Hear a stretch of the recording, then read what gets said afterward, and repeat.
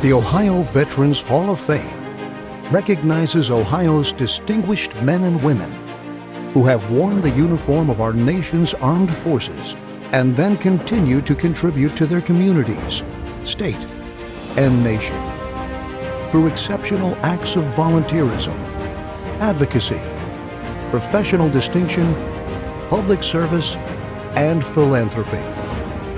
The Ohio Veterans Hall of Fame. Nominate a veteran today.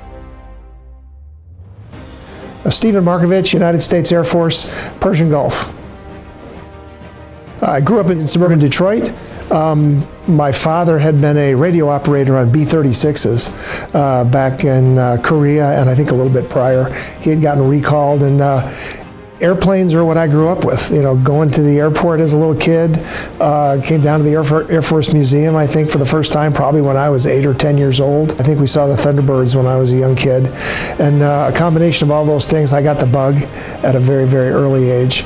And that's ultimately what kind of motivated me to head towards the Air Force. I graduated from college, joined the Air Force right out of college, went to officers training school, spent 4 years as an engineer at Wright-Patterson. So I was a biomedical engineer. I knew someday I wanted to be a doctor, and I could use those skills. But then I was fortunate enough to get to go off to pilot training for the Air Force. Saw the world.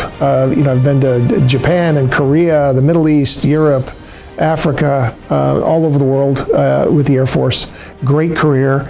Ultimately, I left the active duty and I jumped to the National Guard, thinking that I would spend a few more years flying. I was fortunate enough to get picked up right here in Columbus at the 121st, but I ended up staying. And one thing led to another, So I ended up flying for, I think, more than 20 years, somewhere 20, 22 years. Got 1,000 hours in the A7, got 1,000 hours in the F-16. I was an F-16 instructor pilot. A big chunk of that time I was a part-timer. I was in the Guard, so 2-3 times a week I would fly. And then I had this other crazy career where I went to medical school at Ohio State. So I spent 4 years at Ohio State. First time I went to combat was my second year of medical school. So that was an interesting summer in the middle of medical school to go to Kuwait. I was deployed twice as a pilot, once as a physician. I got shot at more as a physician than I did as a pilot, I think. So my first combat mission in the C-17, so remember, I'm a pilot, but I'm there as a doctor. I mean, I have 2 sets of wings. I got pilot wings and flight surgeon wings. So I'm up in the cockpit. You get your pilot, your co-pilot, your flight engineer in the seat, and I'm in the seat. And we're going to do a combat descent, which means to stay out of the small arms fire. We're going to spiral down and land. And this is a crew that had been together for quite a while, and I hadn't flown with them before. And they had, as many organizations and people do, they have traditions. And they had been to combat a lot together. And they'd never had an injury, they'd never had anybody get hurt. So as we're spiraling down, I smell the most wonderful smell. I go, what is that smell? And a guy comes up from the galley with fresh-made chocolate chip cookies. And he said, on every combat descent, they eat chocolate chip cookies. Nobody's ever gotten hurt. Nobody's ever gotten injured. And so they're not going to stop. And so I had to have a chocolate chip cookie as we descended into the combat zone. And for the next 20 years, I managed to balance medical school, residency, but finished 4 years at Ohio State, and then after you do your medical school, you do a residency. I was given an offer to do my training here. I'm a family physician. I spent 3 years training to be a family doctor. And then one day they tapped me on the shoulder, and I had been a practicing physician for a while, and one of the clinics had busted an inspection. And they said, hey, Marco was my call sign back then. They said, will you go over and help get the hospital back on track? So I left the line. I flipped to the medical corps and went over and worked with the hospital to get them through a big inspection. Then another commander at a different base called me and said, will you do the same thing again? And that really set the stage. I was asked to come then to the headquarters. I spent a few years as the air surgeon, which is the senior physician in the Guard for the state of Ohio. And then they moved me to the chief of staff for a few years, and ultimately they made me the commander.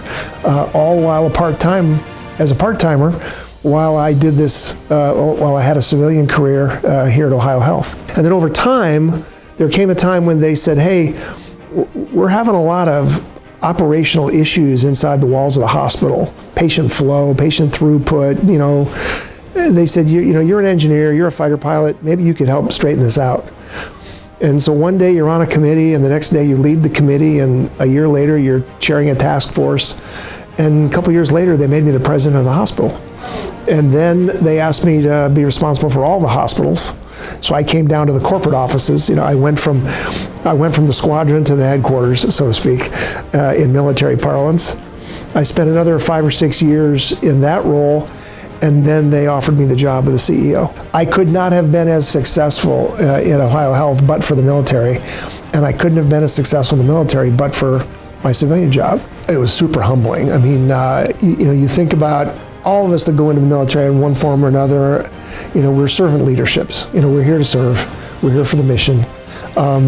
I've tried to carry that philosophy over into my civilian job, especially being a doc, leading a healthcare system. I had a great career. I had a career that I'm extremely proud of. But to have it recognized by somebody else to say, hey, Steve, you did good, especially with what you've done as a veteran, having left the military, it's just extremely humbling. And